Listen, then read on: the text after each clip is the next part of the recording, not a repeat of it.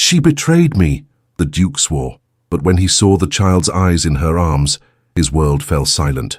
The drawing room of Ashton Hall lay bathed in the amber glow of gaslight, yet shadows pooled in every corner like spilled ink. Elowen Hartley stood motionless near the window, her gloved fingers pressed against the cold pane, watching the carriage wheels fade into the mist beyond the iron gates. Behind her, the silence of the house pressed down with such weight that even her breath seemed a transgression. She had known, of course, that this moment would arrive. Lady Marwyn's whispers had grown too loud to ignore, spreading through the drawing rooms of London like smoke through an open door. Whispers about the child, whispers about her, each murmur another thread in the noose that society had woven with such meticulous care. The sound came without warning. Boots on marble, heavy and deliberate, echoing through the entrance hall. Elowen's spine straightened. She did not turn. She could hear his breathing before she saw him, that deep, measured intake of a man fighting to contain a tempest. "You may leave us," came the voice, low, deliberate, carrying the weight of absolute authority. The servants scattered like startled birds. The door crashed shut. Elowen turned at last, and there stood Ronan Valahurst, Duke of Ashton, his silhouette framed in the doorway like a monument carved from shadow and fury.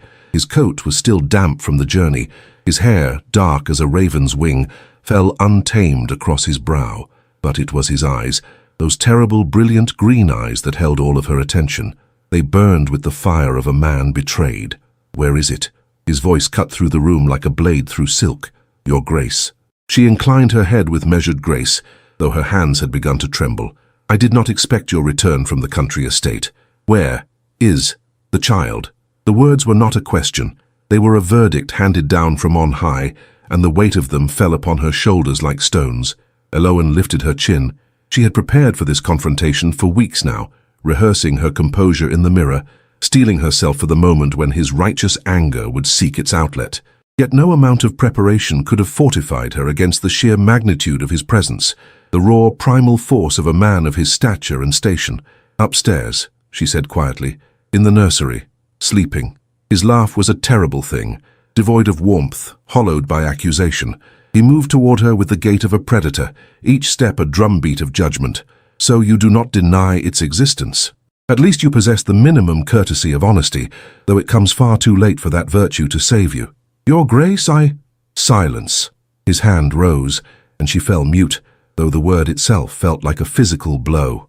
"I have ridden through the night, Miss Hartley, through mist and cold that would have turned a lesser man back to the comfort of his hearth. Do you know why?" She did not answer. She did not dare. "Because I heard in the most respectable quarters that you whom I took under my protection, whom I believed to possess even a thread of honor, had borne a child. A bastard," they whispered. "My bastard," some dared suggest, though that calumny falls so far beneath my dignity that I scarcely credit those who uttered it. He paused, and in that terrible silence she heard the full measure of his rage. "Tell me, Miss Hartley. Tell me whose child it is, and perhaps, I shall not see you cast out into the street before the sun rises." Elowen's breath came shallow.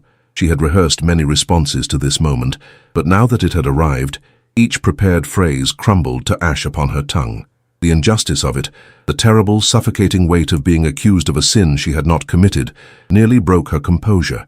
Yet she held firm. She held to the truth, though the truth itself seemed a fragile thing against the force of his conviction. "I cannot tell you what you wish to hear," she said at last, her voice steady despite the chaos within her breast, "because the truth is not mine alone to reveal." "Then whose truth is it?" His voice dropped to something more dangerous than rage, to something cold and crystalline and absolute. "Whose deception am I protecting by my silence? For that is what you demand, is it not? That I stand silent whilst you dismantle the honor of this house?" She did not answer, could not. The words that lived in her heart were too dangerous, too tender, too fraught with consequences that neither of them was prepared to face. He stood before her, this magnificent and terrible man, waiting for her confession. His hand moved instinctively to the pocket where he kept his timepiece, an old habit when rage threatened to overwhelm reason. That watch had ceased to keep time years before, frozen at the hour of a loss too profound to name. Now it served only as a talisman of his own internal desolation. "Very well," he said finally, his voice dropping to a whisper that was somehow more lethal than any shout. "You have made your choice. Tomorrow you shall be gone from this house. The child, your precious secret, shall be removed to whatever charity or workhouse accepts such circumstances. And you, Miss Hartley, shall learn what it means to betray the trust of a man who gave you everything." He turned toward the door, his cape sweeping behind him like the wings of some great dark bird. Elowen found her voice at last. "Your Grace, I beg you, before you condemn what you do not understand—" "I understand perfectly," he said without turning. "I understand that you have deceived me, and that is all that matters." The door closed behind him with a sound like the final page of a book snapping shut. Morning crept into Ashton Hall like an unwelcome guest, grey and reluctant, casting no light but only deepening the shadows that seemed to have taken residence in every corner since the Duke's terrible pronouncement. Elowen had not slept. How could she? Every moment of the endless night had been consumed with the labour of deciding. Should she flee? Should she fight? Should she tell him the truth and risk the consequences, or maintain her silence and let him believe the worst? The nursery was quiet when she ascended the stairs.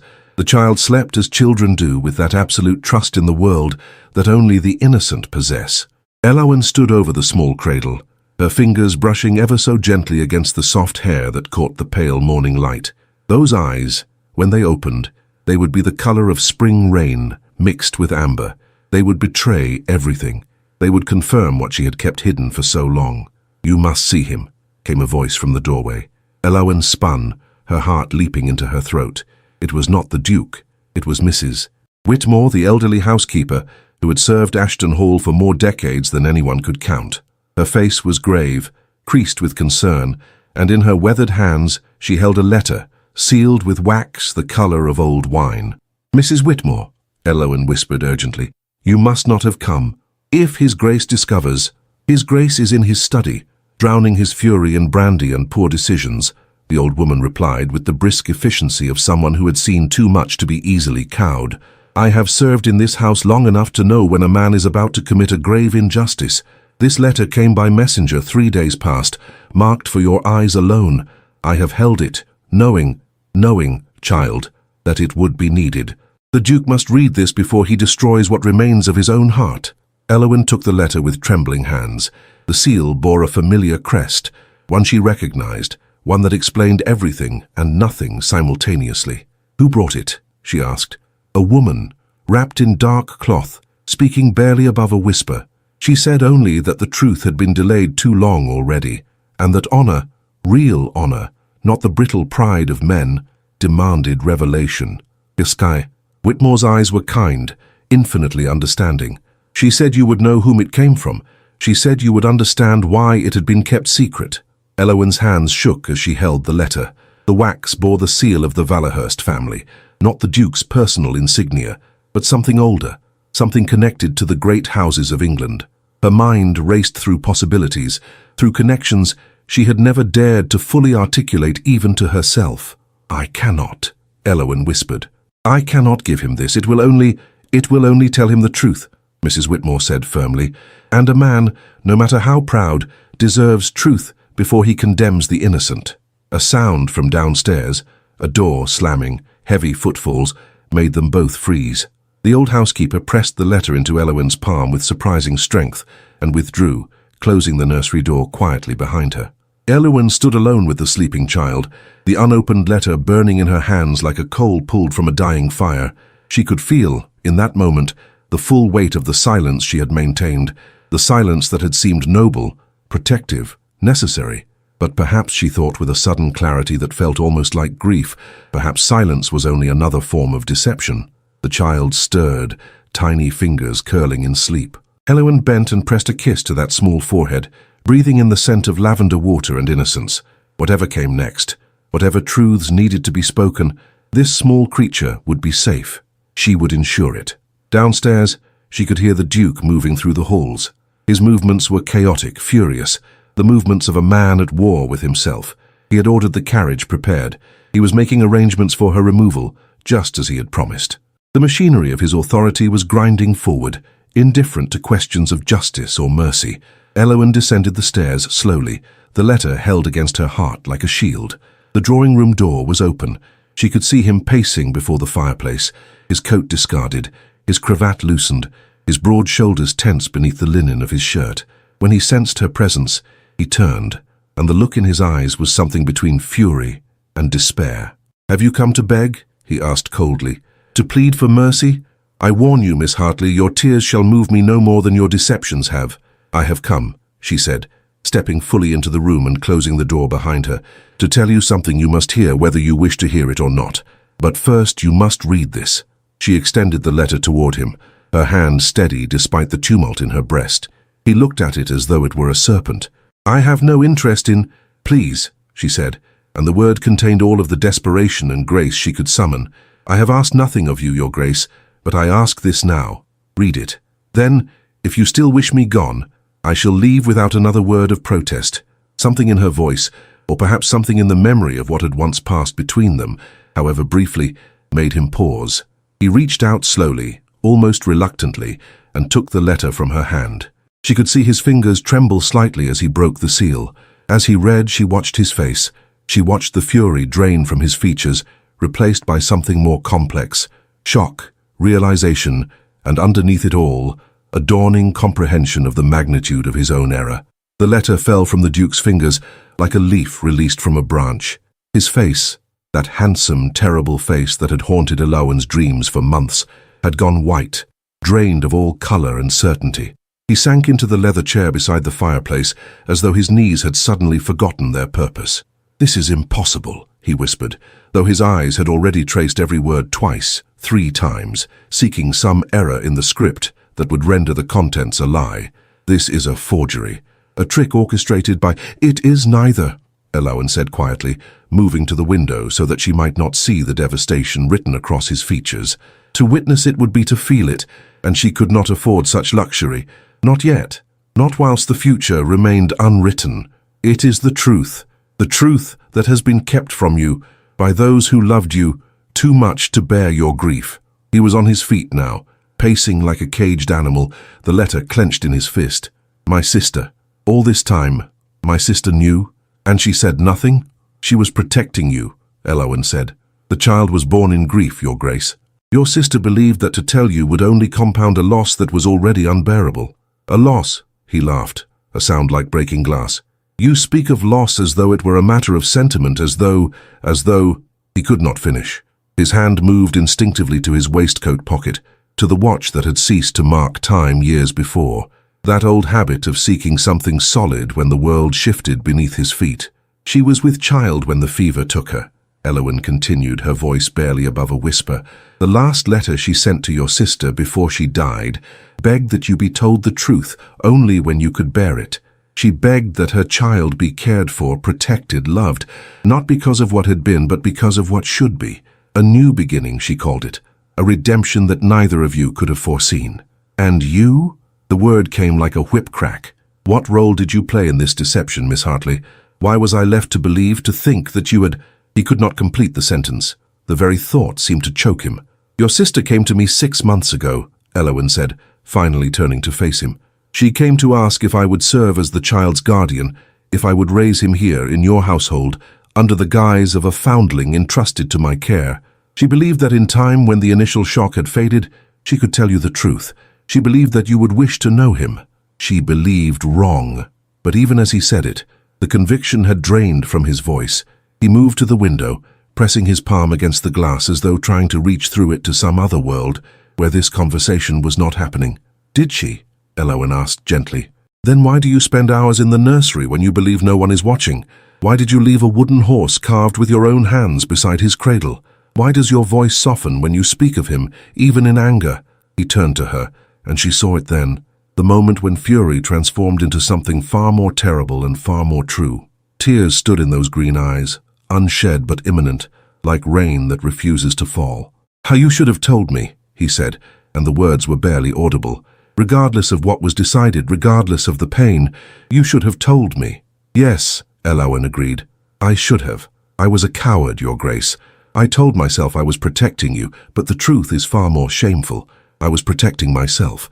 I was afraid of your rage, and I was afraid—" She paused, and her voice trembled. "I was afraid of the loss of your good opinion." He stared at her, as though truly seeing her for the first time, not as a deception, not as an enemy, but as a woman who had borne an impossible weight in silence. "What is his name?" the Duke asked finally, his voice hollow with exhaustion. "Alden," Elowen replied. Your sister chose it before he was born. It means old friend, wise counsel. She wanted him to carry a name that spoke to continuity, to healing, to the bonds that outlast tragedy. The Duke closed his eyes. When he opened them again, something had shifted in his expression. Not forgiveness, not yet, but perhaps the first crack in the wall of his certainty. "I must see him," he said. "Yes," Elowen whispered. "You must." Together, in a silence that was no longer accusation but something far more complex, they ascended the stairs toward the nursery. Each step was a journey through the landscape of everything he had believed and everything that was now being revealed. When he stood at last in the doorway and looked upon the child sleeping in the cradle, that small, perfect creature with the amber-green eyes that mirrored his own, the Duke's breath caught. He reached out one massive hand, and Elowen saw it tremble as his fingers brushed the child's dark hair. "Alden," he whispered, and in that single word was contained all the sorrow and longing and desperate love of a man learning to reclaim a part of himself he had thought forever lost. The world in that moment fell silent. The morning light filtered through the nursery windows in pale golden streams, and Ronan Valahurst remained motionless in the chair beside Alden's cradle, as though movement itself might shatter the fragile understanding that had begun to take root in his heart during the long hours of the night. He had not slept. How could he? Every moment that had passed since he had read that letter was a moment of reckoning, a moment in which the architecture of his certainty had crumbled into dust. His fingers, calloused and strong from years of managing his vast estates, rested upon the wooden edge of the cradle with surprising gentleness. He traced the grain of the wood, oak, carved by his own hands months ago, in a moment of what he had attributed to idle distraction. Now he understood. Some part of him, deeper than thought, deeper than pride, had known all along. Elowen stood in the doorway, watching him. She had not slept either. He could see it in the slight shadows beneath her eyes, in the way her posture carried the weight of exhaustion. Yet she did not move to withdraw. There was a courage in her stillness that he was only beginning to comprehend. "Your sister," he said at last, his voice rough from disuse, "did she believe that I would cast out an innocent child?" "Your sister believed that you would grieve first," Elowen replied carefully, stepping into the room but not approaching too near. "She believed that you would need time to understand. She believed that a man of your intensity required space to process sorrow before he could open his heart to joy."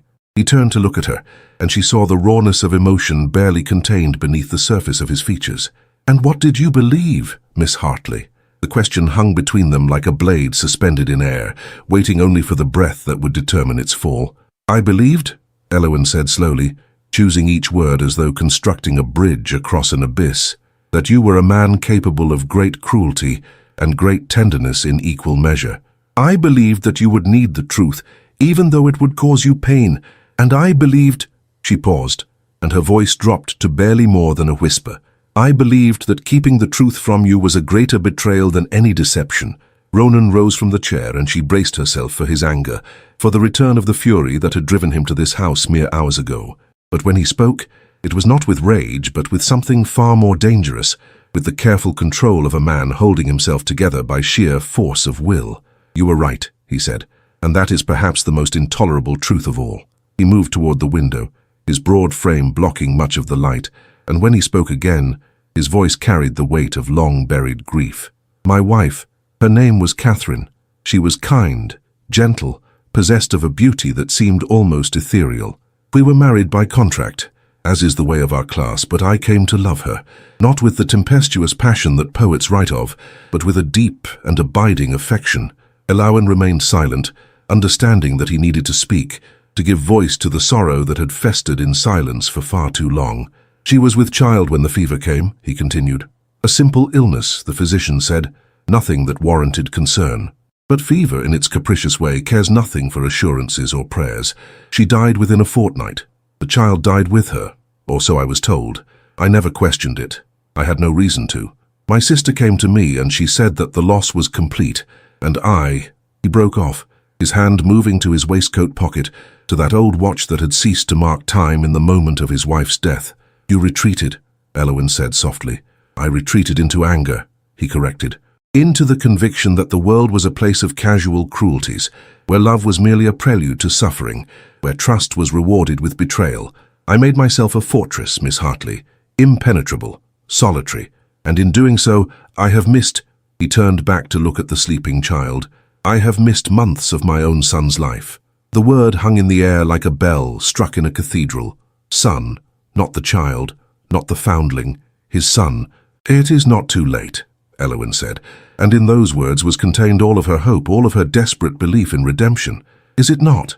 He looked at her then, truly looked at her, as though seeing her for the first time as something more than an accomplice to deception. "You have cared for him. You have loved him. What right do I have to claim what I have abandoned?" "Every right," Eowyn replied, stepping forward with quiet conviction. "Fatherhood is not a claim of possession, Your Grace.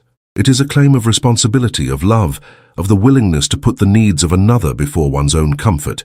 If that is what you wish to offer, then you have more than a right. You have a duty." He was silent for a long moment, and then, with movements that seemed almost ceremonial in their care, he returned to the cradle. He reached down with both hands, and with a gentleness that seemed impossible in a man of his size and strength, he lifted the sleeping child against his chest. Alden stirred but did not wake, nestling instinctively into the warmth of his father's embrace. Ronan's face as he looked down upon the boy transformed utterly. The hardness that had defined him for so long seemed to melt away, replaced by an expression of such profound tenderness that Eowyn felt her breath catch in her throat. "Alden," he whispered, and it was a prayer, a vow, a redemption spoken in a single name. "My son, my precious, innocent son." And in that moment, watching a man of steel and pride learn to unbend before the weight of love, Eowyn understood that the true betrayal would have been to keep this reunion from happening. The afternoon brought a subtle shift in the atmosphere of Ashton Hall, as though the very walls had begun to acknowledge the transformation occurring within them. Ronan had not released Alden from his arms for more than a few moments at a time, and even then, his eyes followed the child's movements with an intensity that spoke of a man attempting to compress months of fatherhood into a single day. It was near the hour of tea when he finally sought Eowyn out in the library, where she had retreated to give him private moments with his son.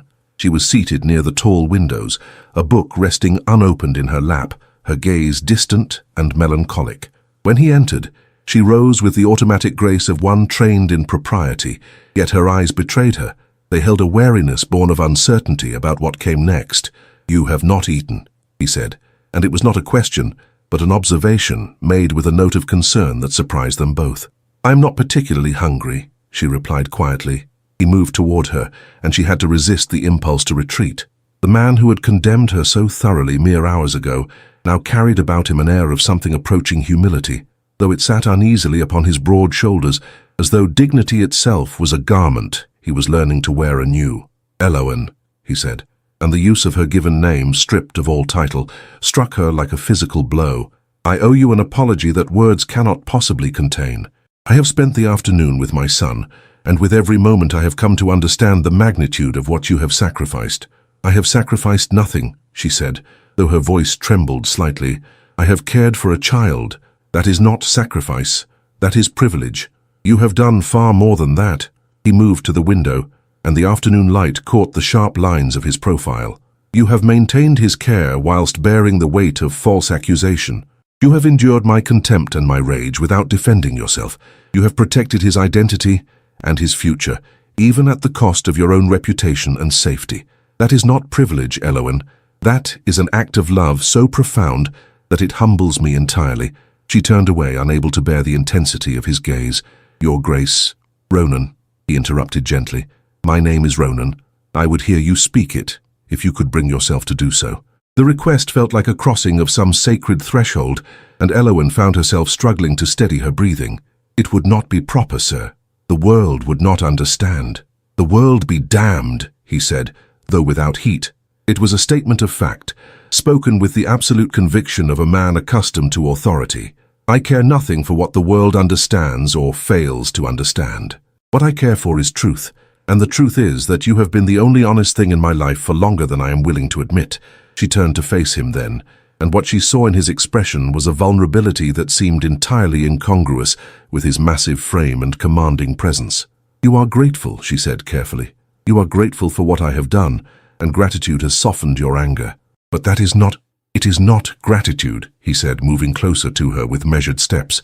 "Or rather, it is gratitude, yes, but gratitude is not the whole of what I feel. What I feel—" He paused, struggling with words that seemed insufficient to the magnitude of his emotion.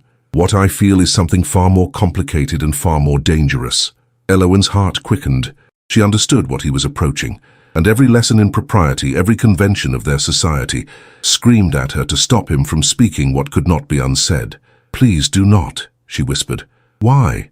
He reached out and took her hand, and despite every objection her rational mind raised, she did not pull away. "Why should I not speak the truth that has been burning in my breast since the moment I truly looked upon you?" "Because I am nothing," she said, and the words came from some deep well of self-protection within her. "I am the daughter of a disgraced academic, raised without fortune or connection. I am a woman of uncertain position, neither servant nor lady, neither wife nor widow. I am a scandal waiting to happen." "You are," he said quietly, his thumb tracing gentle circles upon the back of her hand, "the bravest woman I have ever encountered. You are intelligent, you are kind, you are possessed of a moral courage that shames my own cowardice. You are everything that I have pretended not to see, and everything that I cannot now unsee. This is infatuation born of emotion," Elowen said, though her voice lacked conviction. "It is the gratitude you spoke of, dressed in the language of deeper feeling." "Then why," he asked, "did I spend months carving wooden toys for a child I did not believe was my own? Why did I find myself arranging my schedule so that I might pass the nursery at the hour when he was most often awake? Why did I stand outside your window on cold nights, watching your shadow move across the curtains, and feel such longing that I could barely breathe?" Elowen's eyes filled with tears. "You cannot speak such things. If anyone were to hear, then we shall speak them only in private," he said. "But we shall speak them, Elowen, because silence has already cost us too much, and I will not spend another day pretending that what I feel is anything other than the deepest love." He raised her hand to his lips, and the contact, that gentle, reverent touch, seemed to brand her very soul. In that moment, despite all the conventions that stood arrayed against them, despite all the obstacles that society would place in their path, Elowen allowed herself to believe that redemption might be possible. Evening descended upon Ashton Hall like a benediction, painting the sky in shades of lavender and rose that seemed to mirror the emotional turmoil churning within Elowen's breast.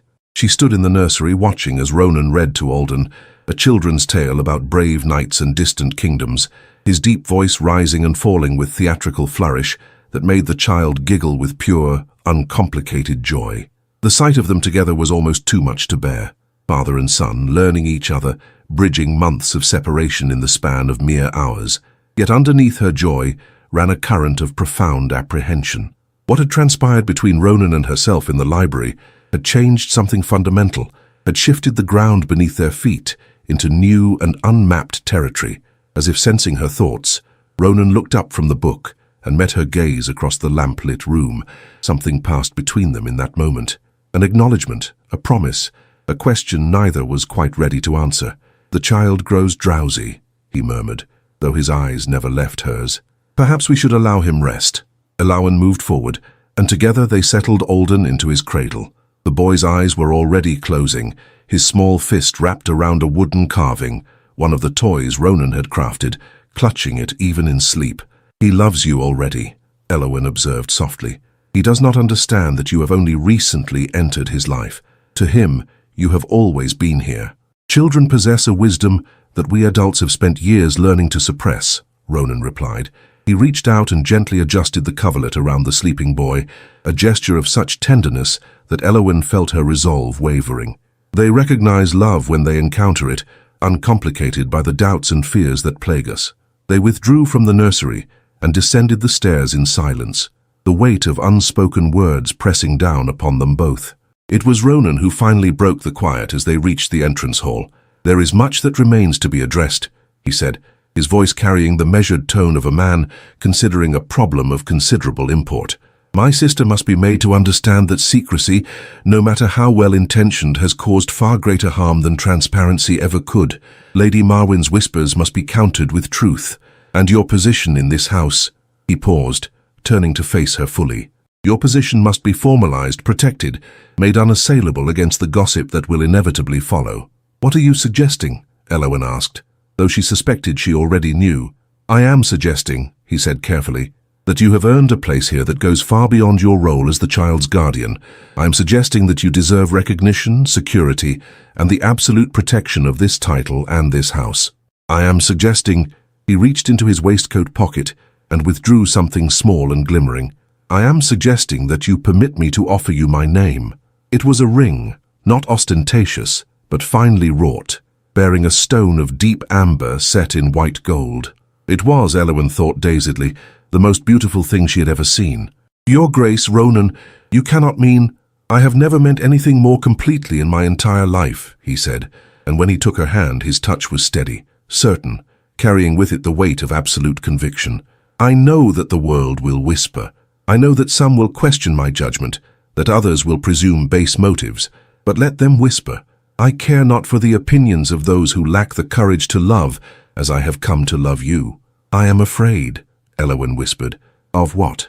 "Of awakening tomorrow and finding that this has been merely a dream, born of emotion and relief, of discovering that what you feel is obligation masquerading as affection, of being responsible for the destruction of your reputation alongside my own." She paused and her voice broke slightly. "Of loving you so completely that I have no self left to protect." He drew her close, and she found herself pressed against the broad expanse of his chest, her ear over his heart, feeling the steady rhythm of it beneath layers of fine wool and linen. "I will not give you false assurances," he said quietly. "The world will judge us harshly. There will be whispers and condemnation, but I swear to you, Eowyn, by every part of myself that has been remade by the events of these past hours, that what I feel is real, and it will not diminish. If anything, it will deepen with each passing day." He pulled back slightly and lifted her chin so that she was forced to meet his gaze. "Will you marry me?" The words hung in the air, simple and profound, carrying within them the power to reshape everything. Eowyn thought of society's expectations, of propriety, of all the carefully constructed rules that governed the world she inhabited. And then she thought of Alden, sleeping peacefully in the nursery above, secure in the knowledge of belonging. She thought of the love that had manifested itself in quiet acts of devotion, in wooden toys crafted with patient hands, in a man who had learned to bend his pride before the needs of those he held dear. "Yes," she said, and the word was barely more than a breath. "Yes, I will marry you." When he kissed her, gentle, reverent, asking rather than demanding, Eowyn felt the final chains of her old life fall away, leaving her free to step into a future that only hours ago would have seemed impossible. 3 weeks had passed since Ronan had placed the amber ring upon Eowyn's finger, and in that interval, the machinery of society had begun its inexorable churn.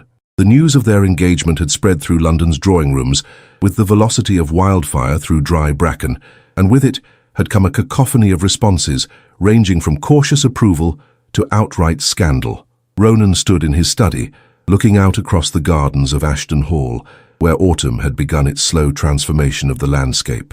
His correspondence lay in neat stacks upon his desk, letters from colleagues offering congratulations tinged with barely concealed skepticism, notes from family members ranging from his sister's effusive joy to more distant relatives' thinly veiled disapproval.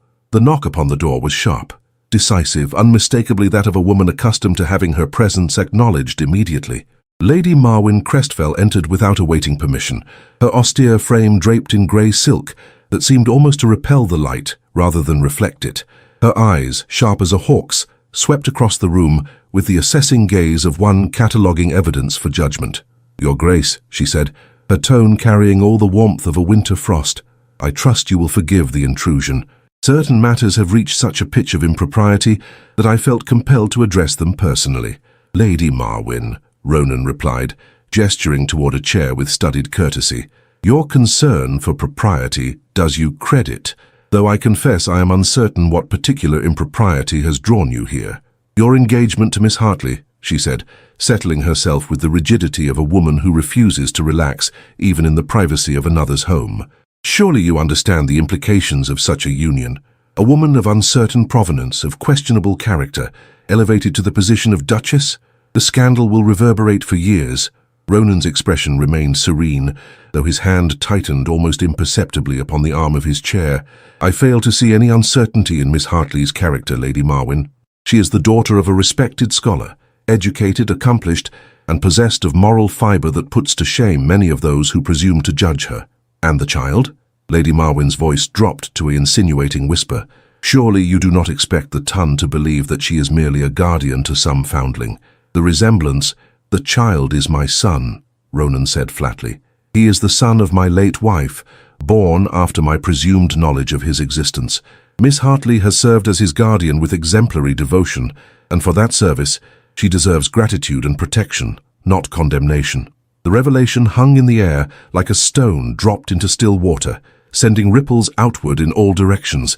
Lady Marwyn's face underwent a subtle transformation, not quite shock, but certainly something that approximated reassessment.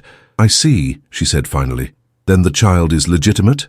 Entirely, Ronan confirmed, as is my intention to marry Miss Hartley and present her to society as my wife, my equal, and the mother to my son. Should the Tun choose to judge her for her modest origins or the circumstances of her entry into my household, that judgment will reflect far more upon them than upon her. Lady Marwyn rose, her visit apparently concluded. You are playing a dangerous game, Your Grace. Society does not take kindly to being defied. Then it is fortunate, Ronan replied, rising as well, that I care nothing for the opinions of those too small-minded to recognize genuine virtue when it stands before them. After Lady Marwyn had departed, Ronan remained standing before the window for a long while, his thoughts occupied with the growing complexity of the path he had chosen. Elowen had understood, when he had spoken of marriage, that it would not be easy. But understanding in abstract and experiencing in reality were vastly different propositions. He found her in the morning room, seated at a small desk where she was engaged in correspondence of her own. At his entrance she looked up, and he saw the evidence of recent tears upon her cheeks. Lady Marwyn paid a call upon me this morning as well, Elowen said quietly. She came to inform me with great delicacy that my marriage to you would be a grave mistake, both for your reputation and for my own. She suggested that I might reconsider, that perhaps a more modest arrangement might be more suitable. Ronan moved to her and knelt beside her chair, taking her hands in his own. Did you tell her where she might direct such suggestions? Despite her distress, a small smile played at the corners of Elowen's mouth. I was far more diplomatic, though I confess I felt the weight of her disapproval keenly. The world will adjust, he said, and there was such certainty in his voice that she found herself believing it might be true. Society is far more malleable than it pretends. One scandalous duchess is quickly forgotten when that duchess proves herself capable, intelligent, and devoted to her duties. We shall give them no cause for continued censure, and within a season, something else will capture their fickle attention. And if you are wrong? Elowen asked, though she did not withdraw her hands from his. Then we shall face it together, he replied, raising her fingers to his lips, which is all that truly matters. The grand ballroom of Ashton House in Mayfair had been transformed for the occasion of the betrothal celebration. Crystal chandeliers cast their benevolent glow upon the assembled guests, a careful selection of family, trusted allies, and those prominent enough that their attendance would lend legitimacy to the union, yet not so hostile as to create outright rebellion. Elowen stood in a small antechamber, adjusting the pearl combs in her hair, her reflection in the mirror a study in controlled apprehension. Her gown was exquisite, a creation of ivory silk with delicate beadwork that caught the light like captured starshine, but it felt almost like armor, a protective shell against the gazes she would face. A soft knock announced Ronan's arrival. He had not seen her dress, adhering to the old tradition that the groom should be spared the anticipation, and when he entered and beheld her fully, she saw something shift in his expression, a deepening of the intensity that had come to characterize his regard for her. You are breathtaking, he said simply, and the sincerity in his voice steadied her racing heart.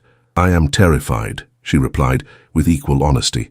He moved to her and took both her hands, his large fingers gentle against her own. So am I, he admitted, but we shall face this together. I will stand beside you, and when the whispers begin, and they will, we shall answer with quiet dignity. We shall show them that love, genuine and true, is worth far more than the approval of those whose hearts are shriveled by cynicism and fear. The orchestra began to play as they made their way toward the ballroom entrance. Ronan placed her hand upon his arm, and she felt the tension in his muscles. He was not as calm as his words suggested, and that small acknowledgement of his own vulnerability made her own fear seem somehow more bearable. The moment they stepped into the ballroom, the music faltered. Hundreds of eyes turned toward them, and for a suspended moment, there was silence. Elowen felt her breath catch, felt the weight of judgment and speculation pressing down upon her from all sides. Then Ronan raised his free hand, and the gesture commanded such absolute authority that the orchestra resumed. The dancers returned to their movements, and the moment of uncertainty passed. He guided her to the center of the floor, and without preamble, without waiting for the orchestration of ceremony or protocol, he took her into his arms and began to dance. It was a waltz, that most intimate of dances, and every eye in the ballroom followed their movements. "What are you doing?" Eowyn whispered, though she matched his steps perfectly as though they had waltzed together 1,000 times. "I am showing them," he replied, his voice pitched for her ears alone, "that I am proud to stand beside you. I am showing them that you are not some shameful secret to be hidden, but a woman worthy of honor." As they moved through the intricate patterns of the dance, Eowyn became aware of a shift in the atmosphere. The initial disapproval was being replaced by something else, curiosity perhaps, or the beginning of acceptance. When the waltz concluded, and Ronan raised her hand to his lips in a gesture of public devotion, she heard the first tentative applause begin to ripple through the assembly. It was Lady Ashton, his sister, who broke through the remaining ice.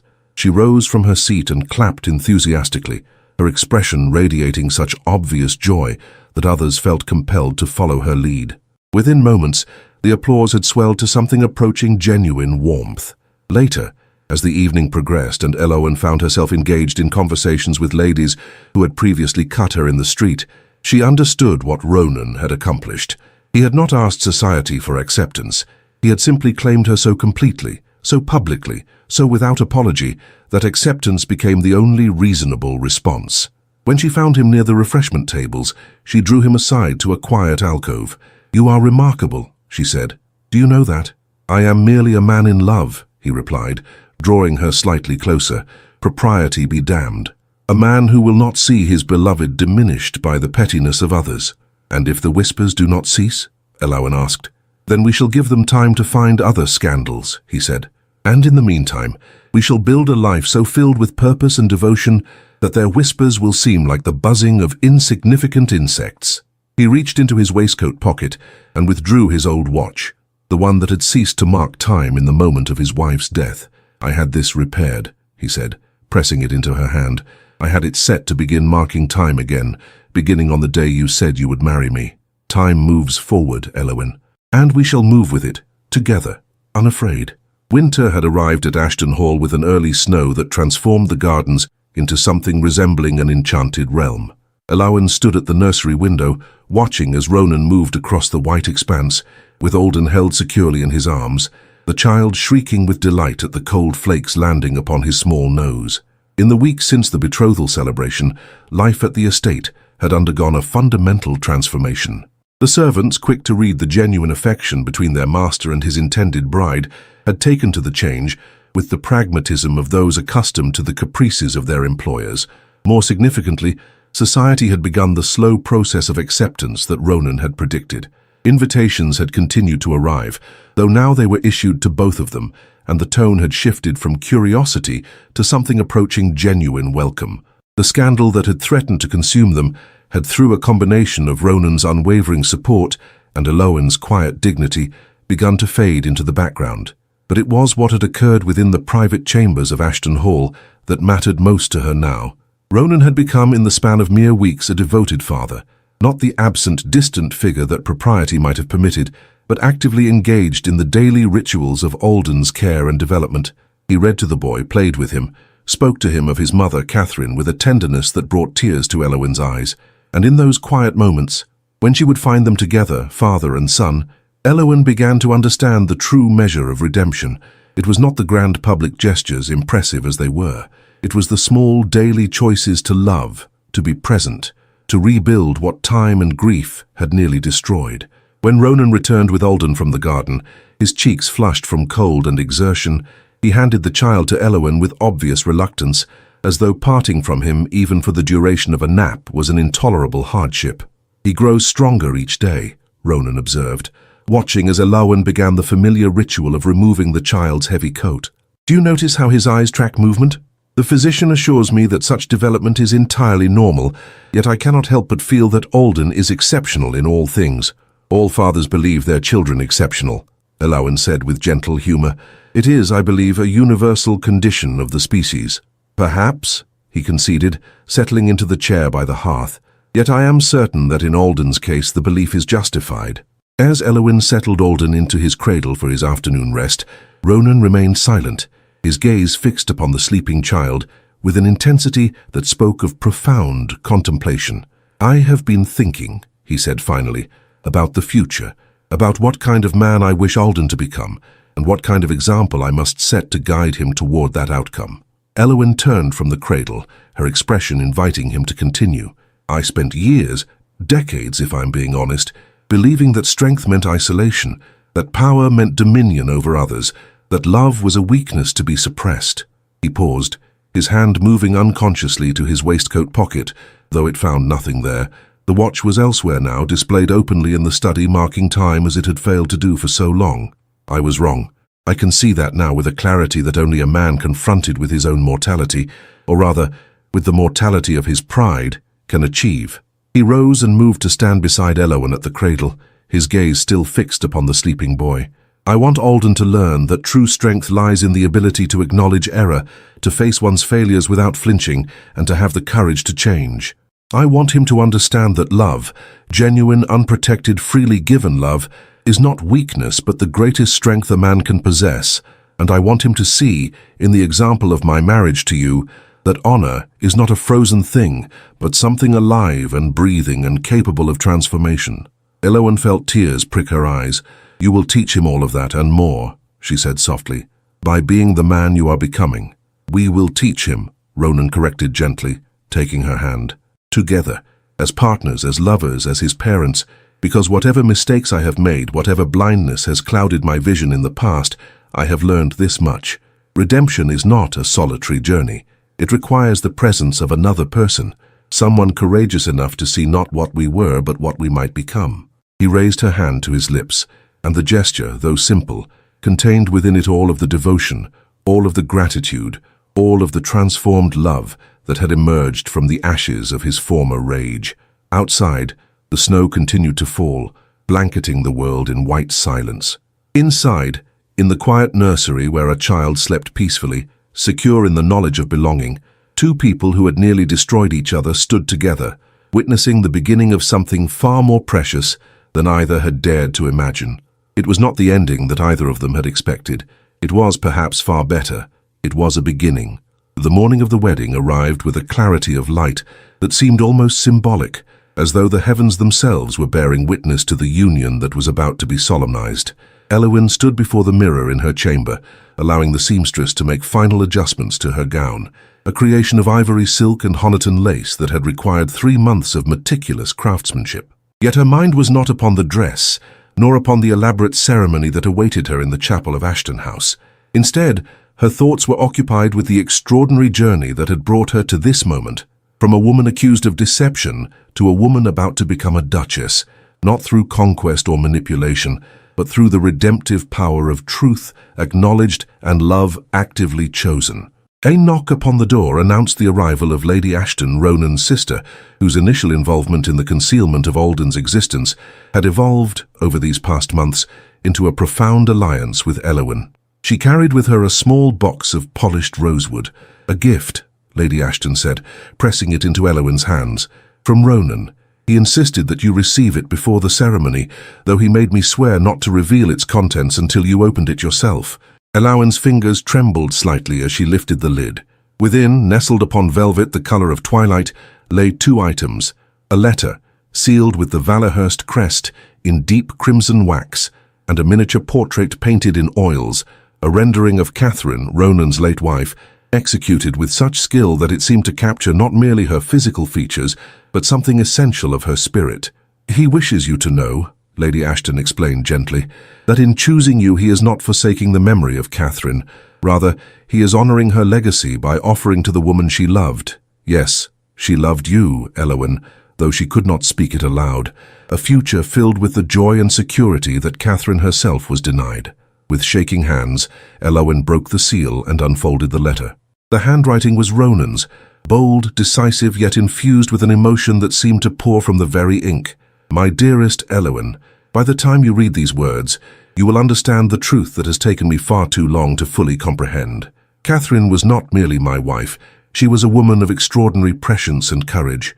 In the months before Alden's birth, she wrote to me of her fears, but also of her hopes.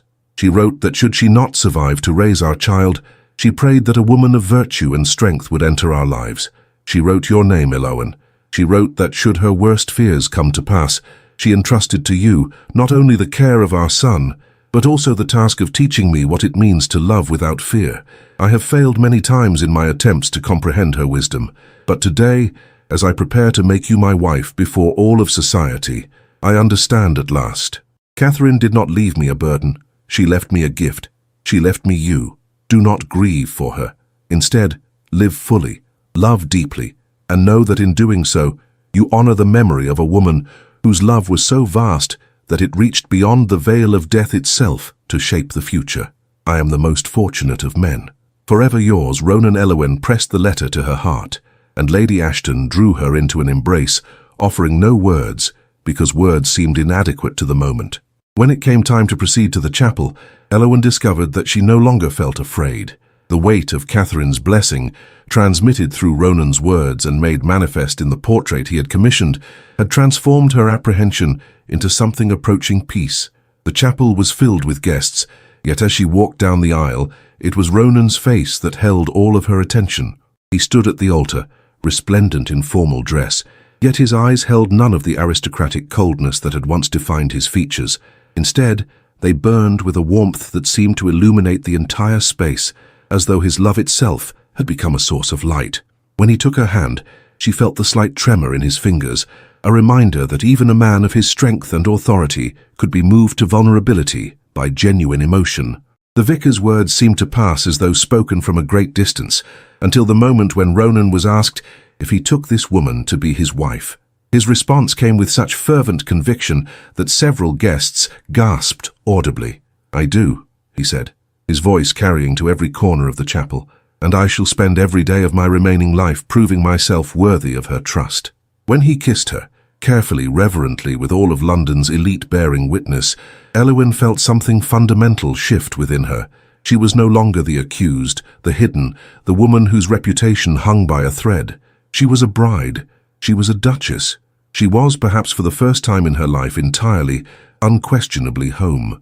6 months had passed since the wedding, and Ashton Hall had become a place transformed by the presence of genuine happiness. Spring had arrived with its promise of renewal, and the gardens where Elowen now stood, watching Ronan and Alden explore the newly awakened blooms, seemed to vibrate with the energy of new life and possibilities. She was with child, their child, and though she had not yet told Ronan, she suspected that his observant nature would soon discover the truth. There was a tenderness in the way he now regarded her, an attentiveness that suggested he was already aware of the subtle changes occurring within her body. The past months had been filled with the ordinary work of becoming a duchess, learning the management of estates, understanding the intricacies of their responsibilities toward their tenants and their position within society. Yet through it all, what struck Elowen most profoundly was the simplicity of their happiness. There were no grand dramas, no sweeping declarations.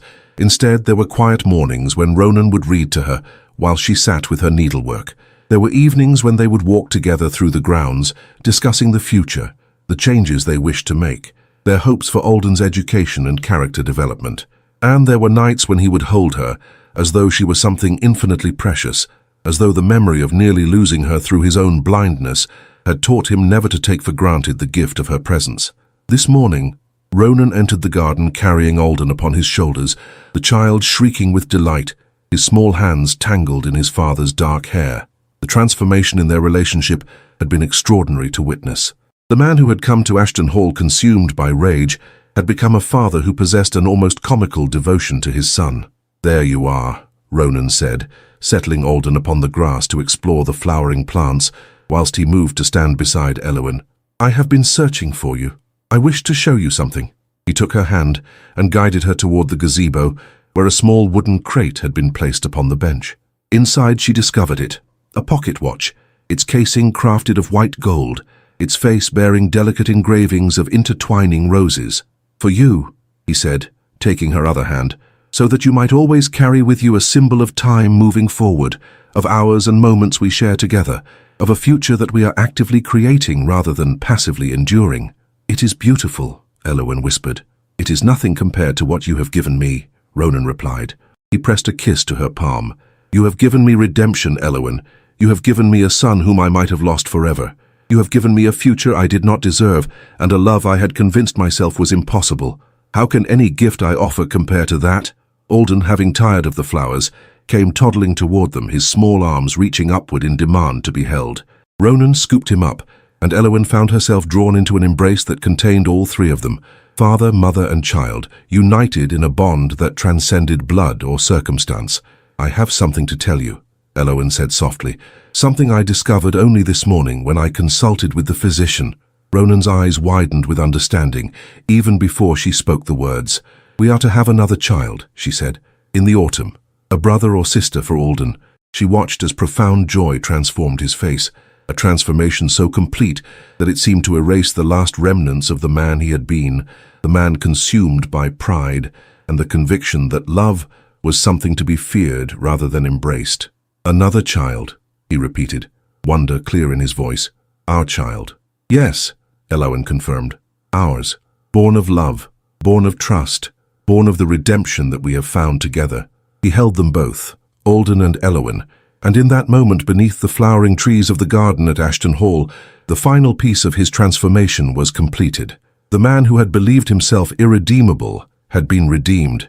The child who had been hidden had been claimed, and the woman who had borne the weight of impossible circumstances had been lifted up and cherished and made whole. Time, which had once seemed to stand still at the moment of his wife's death, had learned to move forward again, and in moving forward, it had carried all of them toward a future more beautiful than any of them had dared to imagine. 5 years had passed since that fateful day when Ronan had arrived at Ashton Hall consumed by rage and the certainty of betrayal.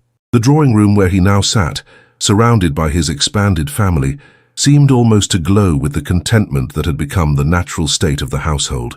Eowyn sat across from him.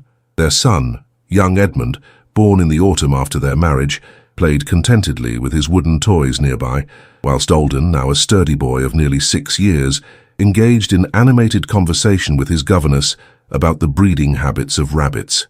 The afternoon light streaming through the windows caught upon the faces of all they held dear, and Ronan found himself momentarily overcome with a sense of gratitude so profound that it rendered him mute. It was Eowyn who broke the silence, moving to sit beside him on the sofa, her hand finding his as naturally as breathing. "You are thinking," she said, not as a question, but as a statement of fact born from years of learning to read the nuances of his expressions. "I am thinking," he admitted, "of the man I was, the man who would have cast you out without a second thought, who would have denied his own son, who would have allowed pride to destroy everything that was good and true in his life. That man no longer exists," Eowyn said gently. "He was transformed by love and truth, by the courage of a woman who refused to let him remain in darkness." Ronan turned to look at his wife, and in her eyes he saw reflected not condemnation, but compassion, a compassion born of understanding the pain that had driven his earlier blindness. "I owe you more than I could ever repay," he said, "not merely for Alden, though that alone is a debt beyond measure. I owe you for showing me that a man can change, that pride can be surrendered without destroying one's integrity, that love, true love, requires vulnerability and the willingness to be wrong." "You owe me nothing," Eowyn replied, "except this." She gestured to the contentment that surrounded them, to the family they had built from the ashes of pain and misunderstanding. "This is payment enough. This is redemption made manifest." As evening descended, after the children had been put to bed and the servants had withdrawn to their own quarters, Ronan found himself in the library, standing before the portrait of Catherine that he had commissioned. The painting held pride of place above the mantelpiece, a constant reminder of the wife he had lost and the extraordinary legacy she had left behind. He withdrew a letter from his desk, one of many that Catherine had left behind, to be delivered to him in the event of her death. This one he had saved for last, unable until now to bear the weight of her final words. With trembling hands, he broke the seal and unfolded the paper that bore the handwriting he had loved so dearly. "My dearest Ronan, if you are reading this, then I have departed from this world and you are left to navigate your grief alone. I do not wish this for you. God knows I would change it if I possessed the power to do so. But since I do not, I must ask something of you, something that will require a courage greater than any you have yet demonstrated. I ask you to forgive yourself, I know that you will rage against this loss. I know that you will convince yourself that you are unworthy of happiness, that love is a cruel jest played by an indifferent universe. But this is where you must find your true strength, not in isolation, not in the hardening of your heart against further pain, but in the opening of yourself to the possibility of redemption. There is a woman, or perhaps there will be by the time you read this, a woman of virtue and courage and quiet strength. Elowen is her name. She will come into your life bearing the greatest gift I could offer you, our child alive and well, and a love that will transform you if you allow it. Do not reject this gift, my love. Do not turn away from the possibility of redemption because you believe yourself unworthy. Accept it with gratitude and humility. Build with this woman a life filled with joy and purpose, and know that in doing so, you honor not only my memory, but the extraordinary gift of a second chance. Live, Ronan. Truly live. Let love remake you. Forever yours. Across the veil of death itself, Catherine. When Elowen found him some time later, tears were streaming down his face. Not the tears of a man consumed by grief, but the tears of a man who had finally, fully understood the magnitude of the love that had been offered to him, both in life and in the provision made for his future. She asked no questions, merely sat beside him and held his hand, understanding that some grief must be felt in silence, and some gratitude can only be expressed through the presence of another person who loves us fully and without reservation. In the years that followed, Ronan became known throughout England not merely as a man of power and authority, but as a man of unusual compassion and wisdom. He established charitable institutions for women in difficult circumstances, protecting them from the judgments of society and offering them pathways toward independence and dignity.